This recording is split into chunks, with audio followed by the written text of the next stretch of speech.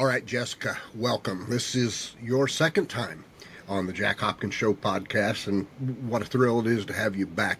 You've always got such energy about what you are doing, and I can tell you are bursting at the seams with energy today to tell me what's going on.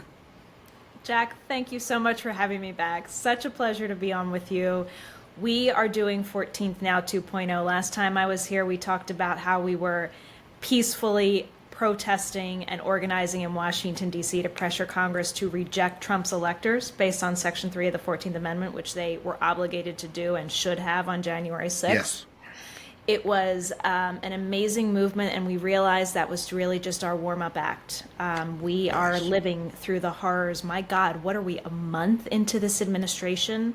I'm about to talk to Timothy Ryback on my show, who wrote a book about Hitler and how he dismantled democracy in 53 days. I mean, we have no time to waste.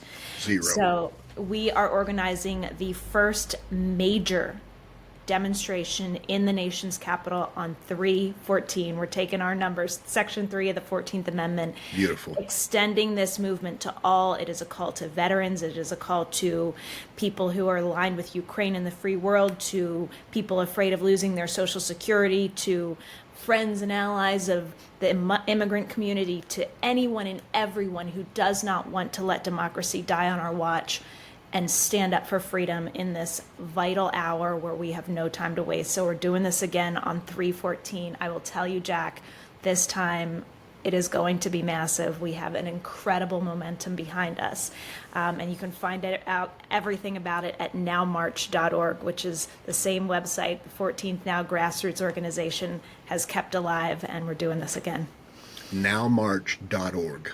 Nowmarch.org. Okay, yep. and take as many times as you want throughout this episode and remind people where to Yes, nowmarch.org. And the event is called Now DC.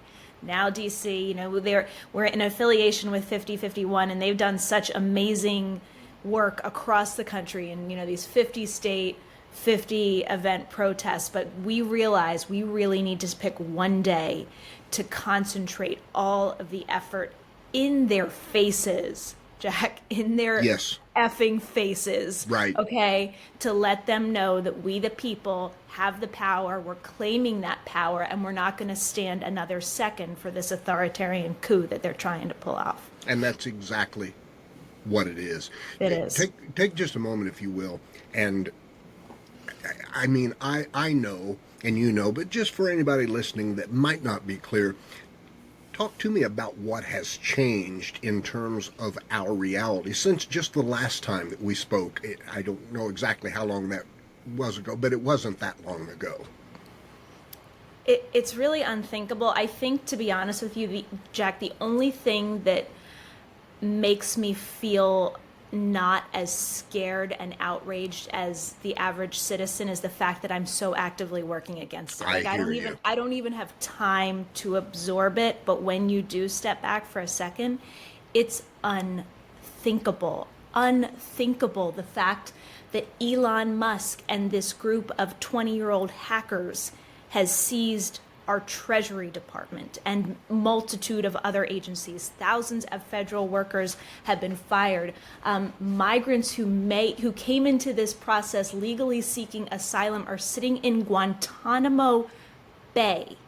We are aligned with Russia and North Korea against the free world. I mean, this is just, the tip of the iceberg. We've got about 60 days left on an executive order that Trump put out on day one saying, military, tell me how I can invoke the Insurrection Act. Yes. I mean, it's unthinkable. It's unthinkable. And to think that we can just piecemeal address this. And I'm all for the legal advocacy. I'm a legal advocate, so I'm all for using the courts and every mechanism, and God bless every organization, entity, AG, whoever that's doing that. But we have to take broad strokes. We have to be talking about impeaching and removing this man immediately. We have to be talking about the continued disqualification that he has. He's an illegitimate president. I had this conversation with a constitutional scholar last night on Lights On.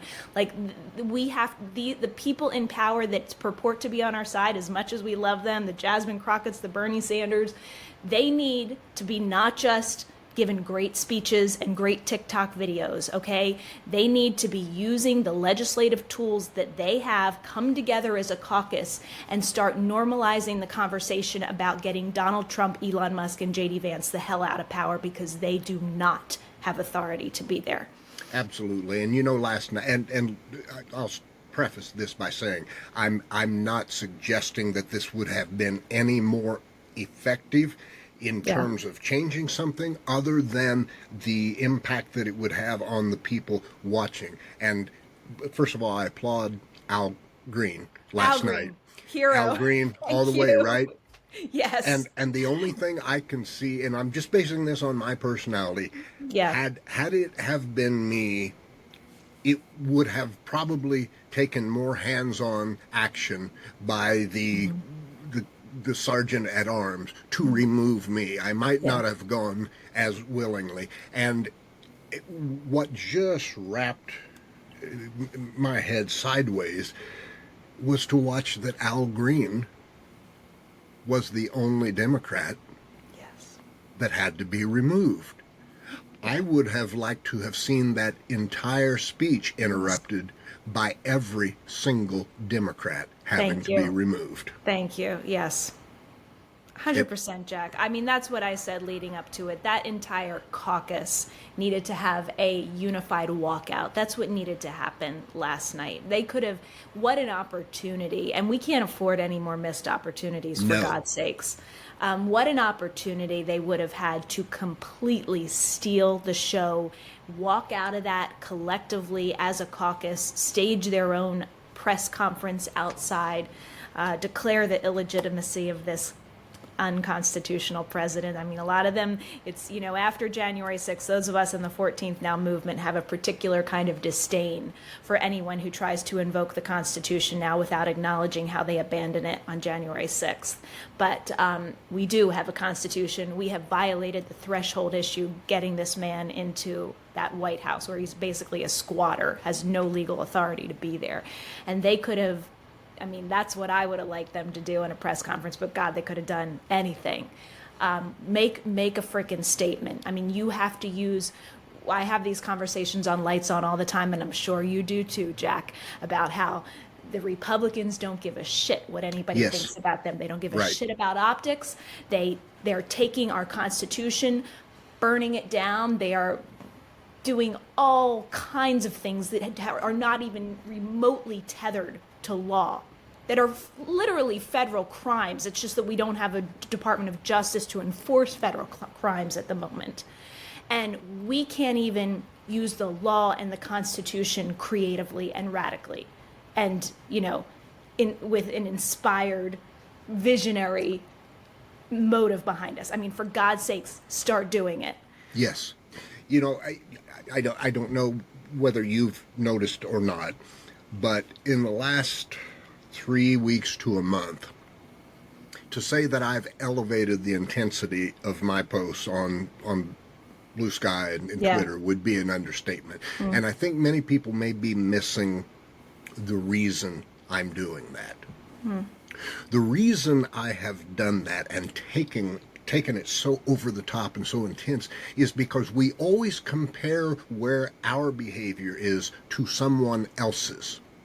And I'm trying to get people to raise their threshold as compared to mine. Because if you get used to following me and seeing every day that I post that just curls your hair and throws your eyelashes back, without realizing it, you might find yourself being more intense in your posting, and it will still be considerably below mine, but it will be above where your former threshold is. And from my take, that's, you know, you talk about the Republicans not giving a shit.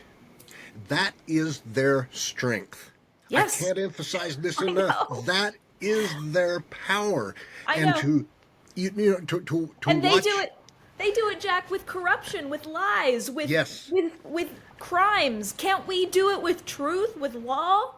Right. Can't we? I mean, for God's sakes, it is such, this almost comes, if you bring this really down to a human level and you think about, like I've had just as a woman, as I've grown and my own sense of self-worth, realize like, if you know somebody who doesn't respect themselves, who has a gift or a talent, but they don't use it, it's such a shame. It's such a tragedy. You Terrible. don't want to align with that person. Right. And that's, I mean, like in my growth as an individual, I've really realized how much I have to honor and use my own gifts. If you don't use them, Absolutely. and these people supposedly have these gifts and they sure as hell have a toolkit to use. And what a dishonor, what a disgrace that they're not using these gifts that they have. It's like playing on a baseball team with somebody who has the ability to hit a home run every time at bat, but they are content to step up and hit a single every time at bat because they don't want to show off or whatever other reason they come up with. At some point, potential power is wasted power. Yes. Right? Yes. We are on that point. Let me come back to this because you talk about illegitimate president per the Constitution, right? Yes. I think I know the answer, and I think it's far simpler than we want to admit. Mm-hmm. But why do you think we do not hear top Democrats talking about an illegitimate president? They know the same thing that you and I know. They do. It's unexcusable, Jack. First of all, listen, granted, I know that if they start acknowledging it now, they would have to address their abdication of duty on January 6th. So there's a little bit of that. But listen, I'm in the forgiveness business. Well, as soon as you come to the right side, I'm here for you. You bet. You bet. So listen, I don't know, but they need to be confronted. They genuinely need to be confronted. The media could be picking up this mantle, like you said. And I love what you said about normalizing the tone of your posts, because you understand that you and I with a platform, but frankly, each and every one of us is a narrative setter. Like we are all creating the conversation. Right. And that's why on my show, on Lights On, I'm going to put my hat on so my hair stays out of my face. Everybody's always saying, Jessica, get a hair clip. It's not that easy.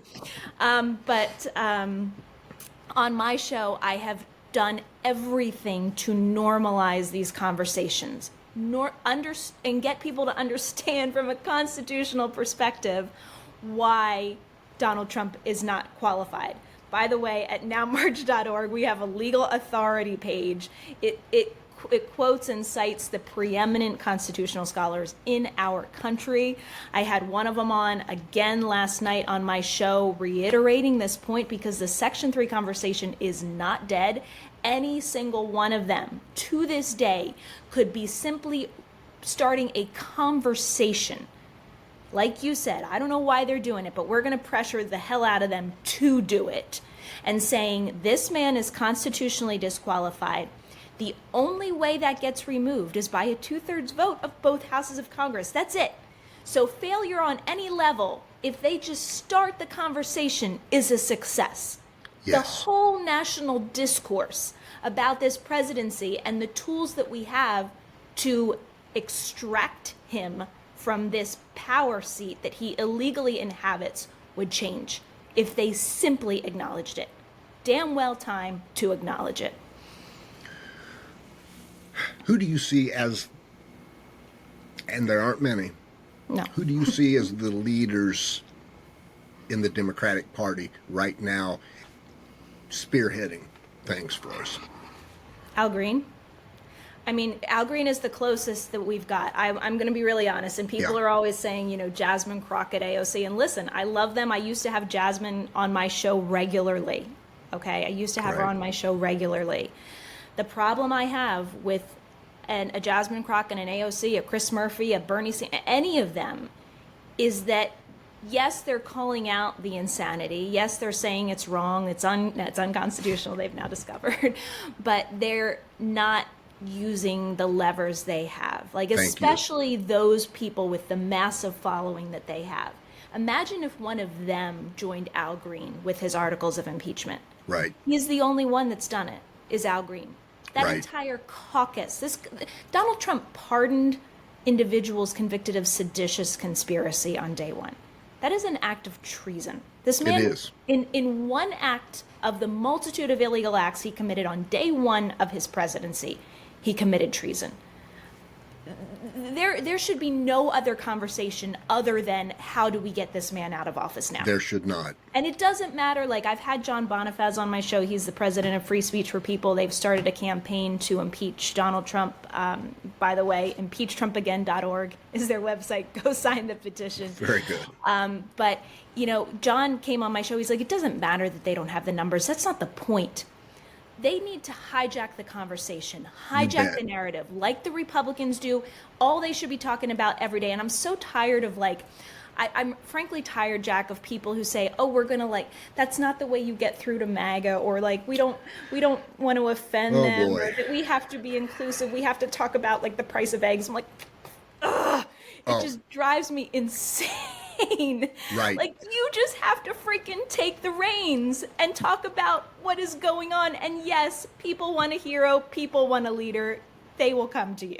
And what they are really saying, what that conversation really always comes back and anchors to, is we only want to do things from within this box, because it's the box that is acceptable to us. Anything outside of it is too risque. And so that is a losing strategy. Yes, 100%. It is a losing strategy.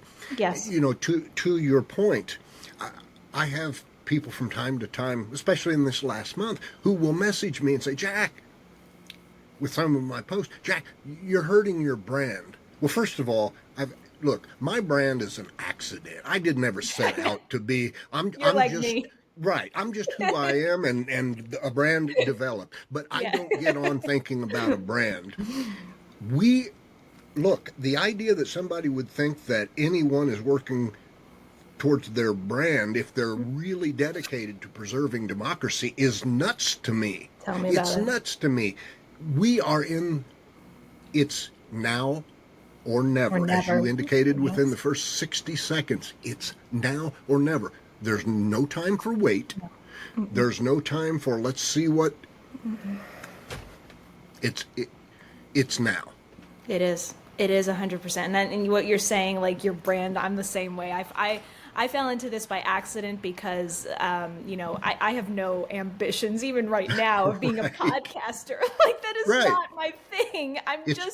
It's just an extension. Exactly. Yes. I mean, I just simply have a voice and a perspective and an understanding that I have to share with you. So I have a podcast. And to that point, look, and I'm sure, you know, I've never used this platform to call people out on air. I won't do that now.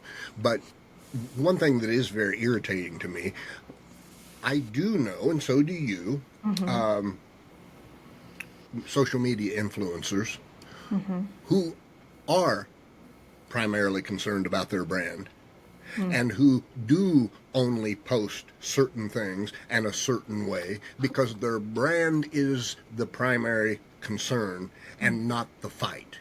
And look, I don't give a if my entire... Can we name names? Yeah, we could. I think they'd both be the same, right? Look, once we get over the hump, I don't care if everything I have here dissolves and goes away. Tell me about it. It's not about that. No. It's about, I want my daughters, my son, to be able to live in the kind of country that you grew up in and that I grew up in. That's what it's about. Yeah. 100%. Listen, I'll name names, and I don't know if you were talking about Midas Touch, but we probably talked last time I was here about the fact that I had to leave their network Yes, to talk you did. about election anomalies, and then the Section 3 conversation. They just ran a complete counter narrative trying to tell Democrats that they didn't have to do anything. I guess, Trump is good for business. Like you said, it's self-preservation. But I put out a call on my network, on my show, on Lights On last week. I said, you know what? Midas Touch is out there saying they're fearless and independent now, and they went on MSNBC saying they're now the pro-Constitution, pro-democracy channel. I'm like, wow, you discovered the Constitution. Great, Right. great. By the way, since you're fearless and independent, and you're now the pro-Constitution platform, here's what you need to do. You need to promote the hell out of 314. You need to send all of the Midas Mighty to nowmarch.org to get the peaceful masses, millions of people in Washington, D.C. on 314 to take a stand for our democracy and say, no, this is not okay anymore.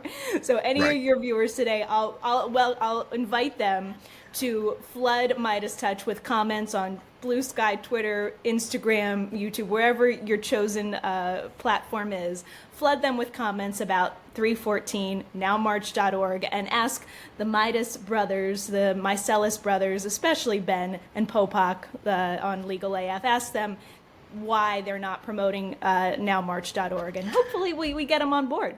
And viewers and listeners of the Jack Hopkins Show podcast, you now have your homework assignment. There you go. So tell me a little bit about the response that you had and the internal feedback from your last event, and how much of that played a role in the one that's coming up. You know what? It was incredible, and it was not a massive showing of bodies in DC on that day. Granted, it was about sub-zero. I mean, I have never been so freezing and been both in pain and yet not able to feel my feet at the same time. That's how Right. cold it Numbness was. and pain, kind of a weird combination, right? Yeah, we were troopers out there, but I will tell you, we raised a lot of money. We had an incredible amount of support from all over the world. And Nice. I will tell you, and Congress knew we were there after we gave our speeches. We had 7 speakers over 3 days. I mean, it was the understanding from those that were aware of us without massive publicity. You were wonderful in platforming us, a few others, but there was not massive publicity other than my own show.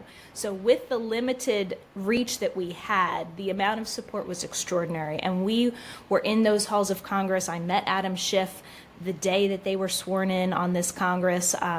We were in the offices of so many lawmakers. They knew we were there. We put them on notice.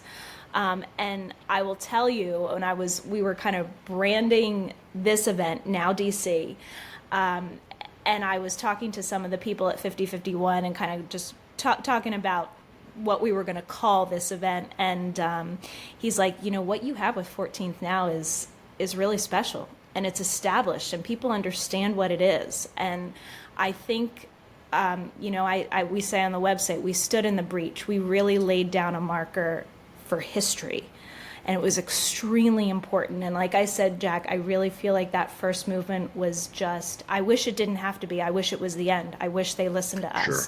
But it was the warm-up act for what we're doing now. And I thank God for all of both the scholars that have been brave enough and clear enough to state what the constitutional requirement is for what we're dealing with, and the people around the country who have had the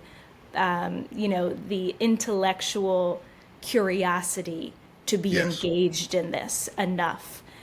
So it's a beautiful movement, and like you'll see on nowmarch.org, yes, 14th Now is the organization. We're doing the legwork, but listen, this movement is for anyone and everyone. You want to take your place in history. You don't want to wait anymore. We can't wait anymore. This movement is for you. Fantastic. One thing, I asked you a name, you said Al Green. Al Green. Yeah, That's it. that's it. Look, I have been for several weeks now. I have been aggressively calling out leaders within our own party, in the Yeah. Democratic Party. Yeah. And I've caught a lot of hell for that. And my response to that is, well, you better keep bringing a lot of hell then, because I'm not going to stop.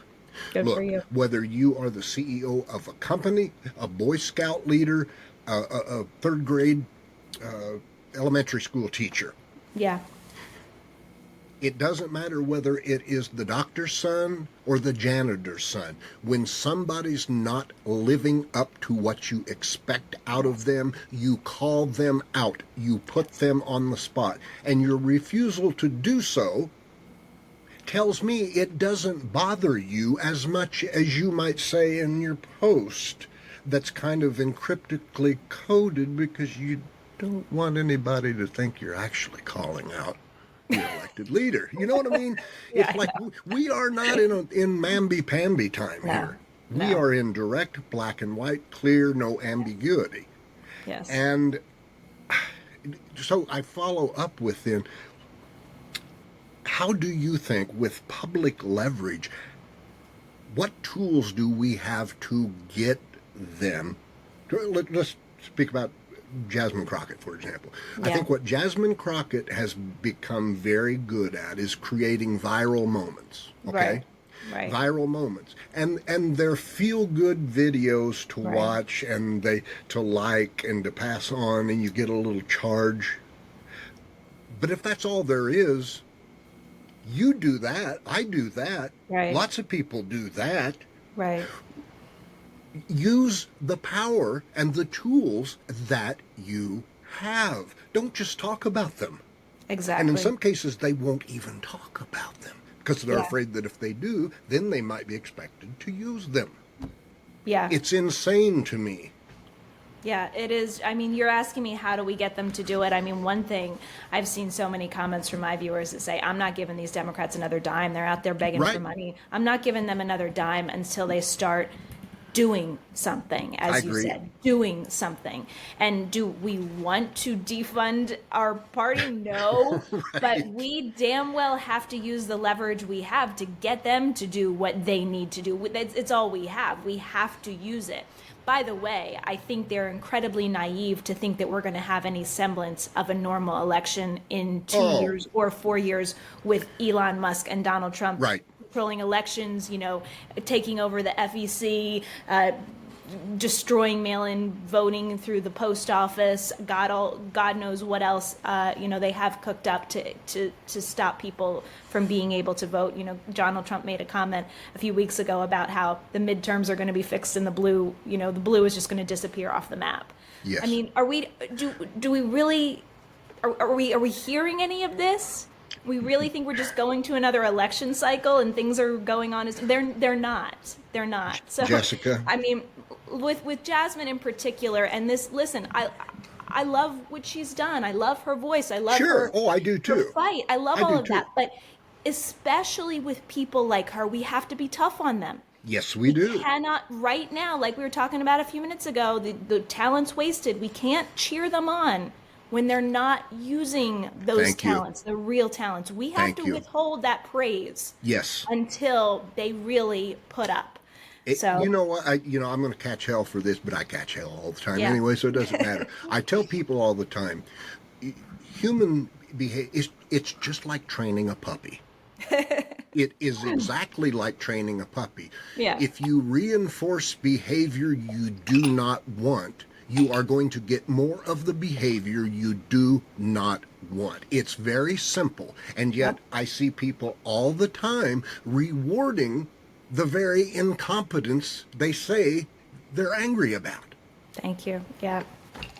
You Yeah. know? It's a very great point, and you boiled it down to a very simple metaphor, and it's very true. Oh, it'll turn into Jack's calling women dogs, something like that.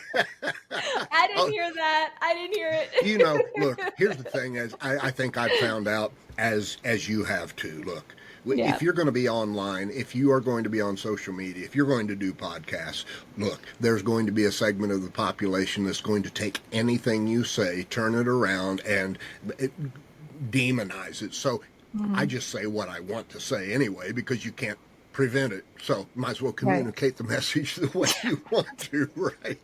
Yes. Yes. What's been the strangest, most mind-boggling thing you've encountered when you are out talking to people within our own party, and I'm talking higher up the food chain, what resistance, if any, maybe you haven't run into any at all, but what resistance, if any, have you run into that just kind of rocked you back on your heels and it's like, really? And to give you an example, you just brought one up. Look, anytime I hear Democrats talking about the midterms as though they're going to be normal midterms, I'm like, what world are you living in? on right now? This is stupid. I know. It is stupid to say it's not going to be normal. There may, in fact, not be midterms if you want to get right down to it. Yeah. So what do you encounter?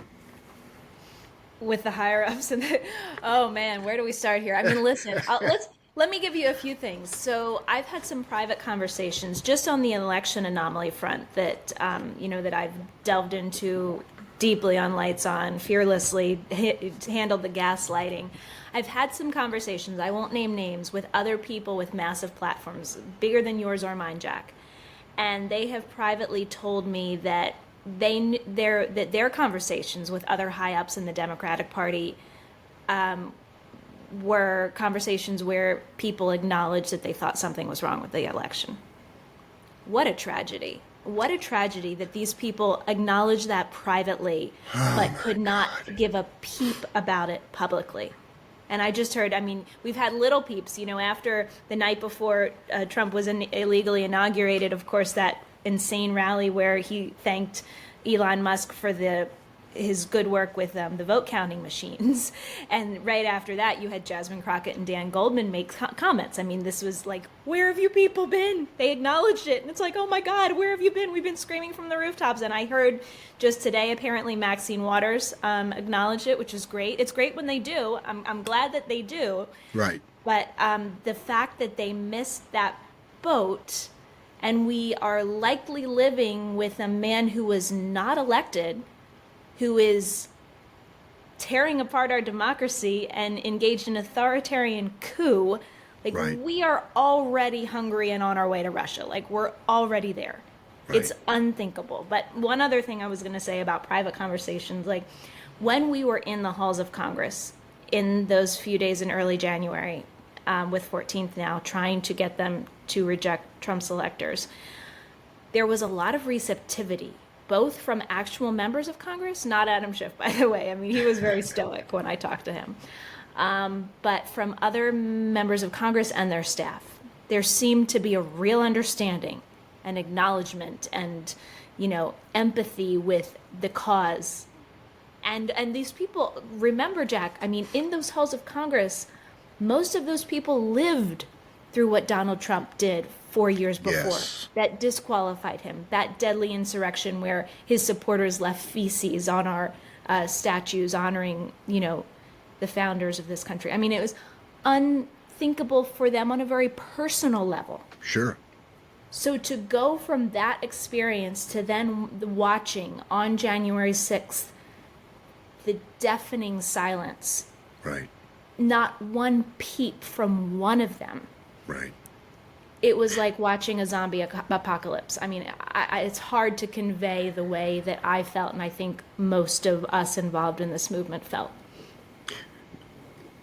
When you mentioned there were members of Congress who have acknowledged and know deep down at the cellular level that something was wrong with the election, and yet have never come out on MSNBC, CNN, anywhere on a big platform and said, "Look, here's a problem."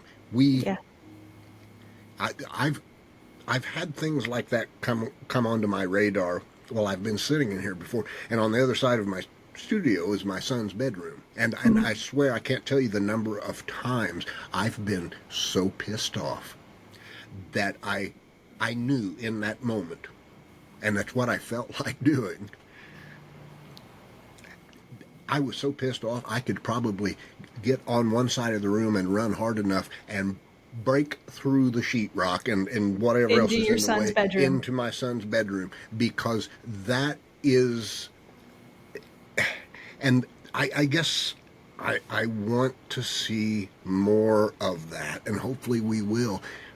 That level of I'm pissed from the American citizens, right? Yes. It's, look, you know this. This is not going to be solved purely by traditional means. It's not. If the people want to stay home, if the people don't want to come to events like yours, not just so you have an okay event, but so you have an event that gets national, maybe international news coverage. If people aren't willing to do that, then they are communicating pretty clearly that they are willing to lose their Social Security, that they are willing to lose Medicare, that they are willing to just lay down. Yeah. And so many millions of people, and you know them, have said throughout their life, when speaking of the Holocaust, it would have never went down like that here, or if I was there, or whatever. Show us. Yeah. Show us. Yeah. Because right now, what we are watching is you are online or in line to board the cattle car. Yeah. Now, that may sound like over the top, but if it does, the person it sounds over the top to is not paying attention. It's not over the top. You know that saying, and then they came for me, right? And then they came Right. for me. And one of the books that I has become a motto for my show, which is, I'm sure, a book that you know well, is Timothy Snyder's On Absolutely. Tyranny, or one of the chapters, and it's the chapter titled "Stand Out." Yes. Stand out.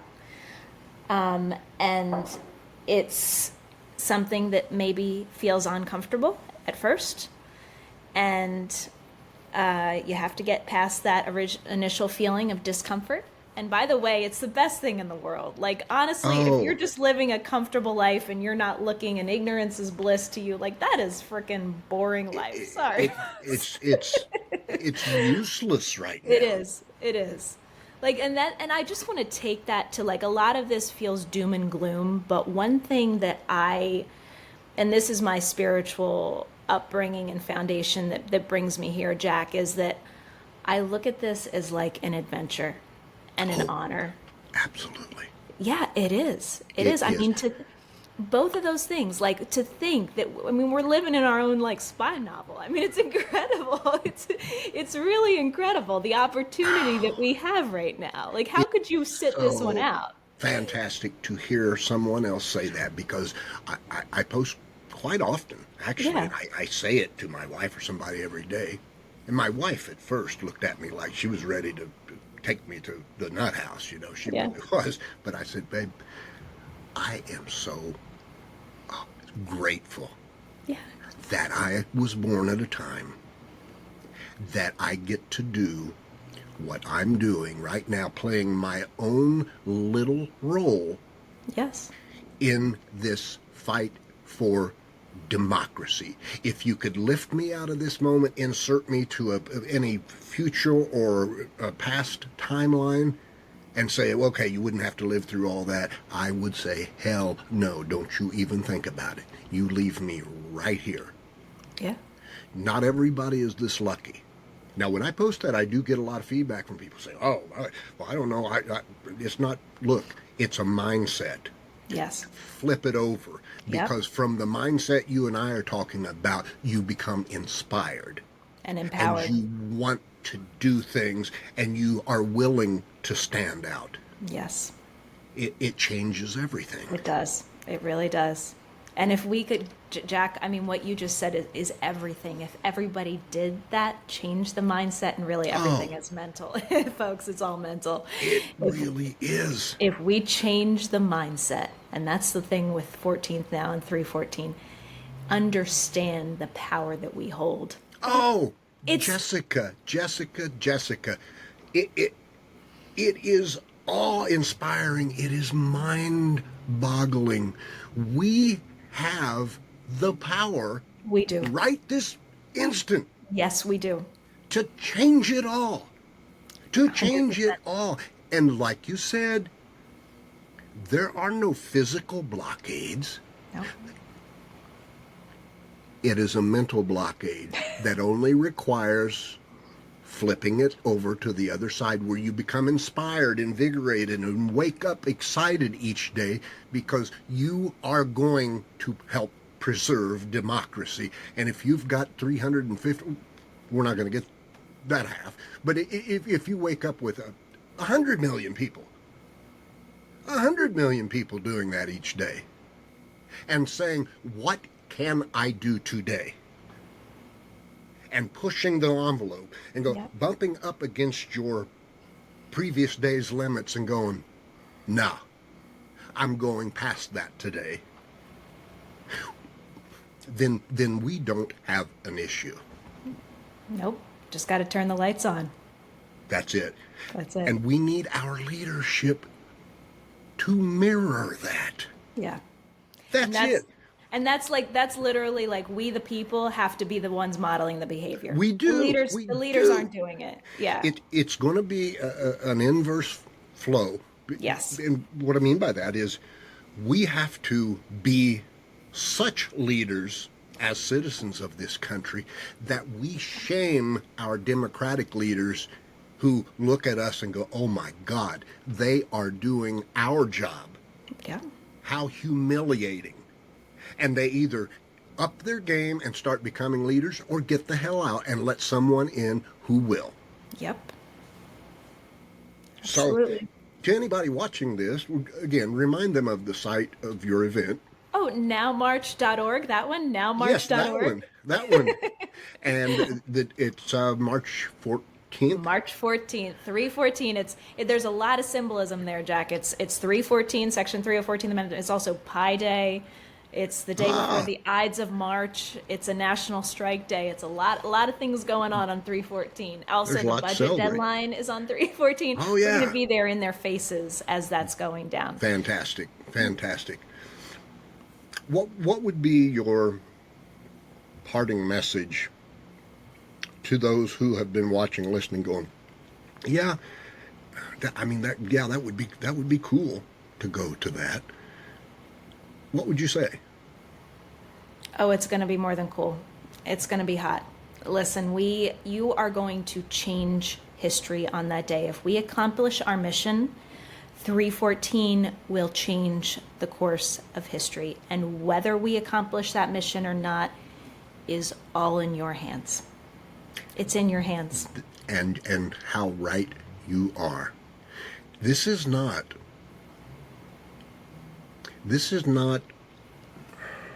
how would I want to say this? You are putting this together. You are making this happen. But this does not come down to Jessica Denson. Oh, no.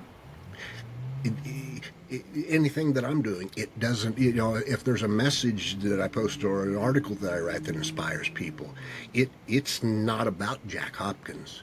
It's about how many people read it, are inspired, and then take action. You are giving people the opportunity to be part of the collective that does something that changes history. And I can't help but think that one of the reasons you're doing this is because you realize, just as we said a moment ago, that it's the people, we the people, who have to be the leadership. That we've watched for a month now, over a month. Our elected leaders, to this point, almost all of them have failed us in that regard. They've given glimpses of what might fall under the heading of leadership, but it stops there. The follow-through comes from the people, the very people who will show up at 314 and be part of the collective flood that sends the message, we're not doing this. Yeah. We are not going to do this, and we will continue showing up en masse until you figure that out. And man, if you're watching this, if you are listening to this, take if you've never done anything like this, do something just beyond the threshold. Make your travel arrangements right now. Whether you fly, whether you drive, whether you take a bus, whether you take Amtrak, get there. Get there so that on the 15th, the 16th, the 17th, you can look back and say, you know what? When I post something now, it has meaning because I've done something. I was there. I was part of the people who showed up. And so now I can bitch about an elected leader who's not doing their part because I have taken a step and I've done my mine. part. Yes. Yeah, absolutely. And I can just tell you, like, I was there with 5051 at the Capitol on President's Day. They had a Not My President's Day protest across the country. There is nothing that compares to being in that energy and in that environment and taking your stand. And by the way, there were a lot of American flags. Bring your American flag to 314. Fantastic idea. We are the true patriots. We are reclaiming and establishing and making crystal clear what America stands for. So bring those symbols of patriotism, real patriotism, to DC on 314. Great point. And what we watched last night on television was not what America stands for. I don't watch it. Yeah. You know what? It's one of those things only because I know I'm going to comment on it like in the coming days. And I did something that I've done before on like State of the Union addresses and things like that, but I'll just real time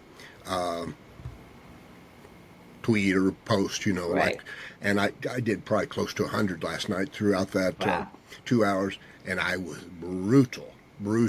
Good for you. But you know what? Until we accomplish our mission, I'm going to continue to be brutal.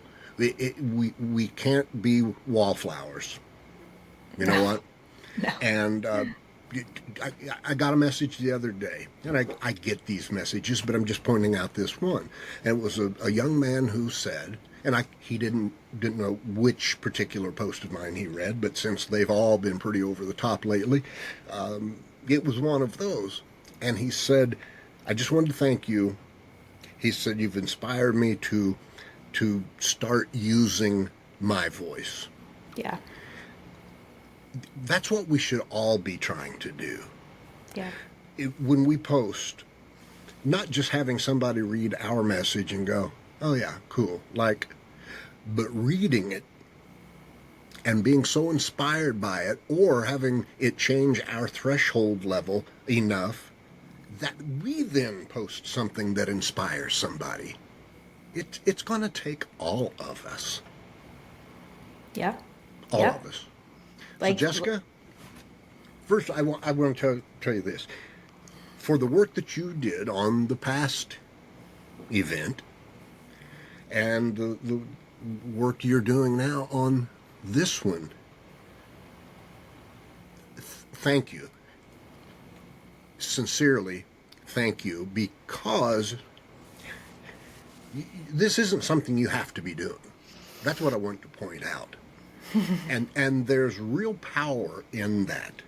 If somebody's doing something that's part of their job or their boss told them to do, not that it doesn't count. It does if it's meaningful.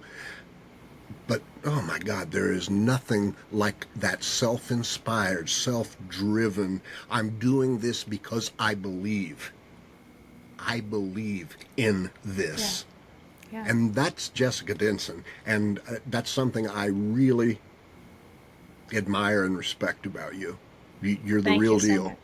Thank you so much. I mean, listen, when this was born of the coverage I was doing on Lights On before January, and it brought out this incredible group of grassroots organizers, none of us having ever done anything like this before, and I could not do it without them. If they're watching, I hope they are. Please understand that I'm not doing this alone. There is an incredible group behind me, small but mighty group, who is just like you and me, Jack. We're just citizens who are watching what's happening in front of us and saying, we can't stand down here. We have to do something, and we don't know how to do it. We'll figure it out. Never got a permit for the National Mall before. We'll find out how to get that permit. Never put on a massive production. We'll figure out how to do it.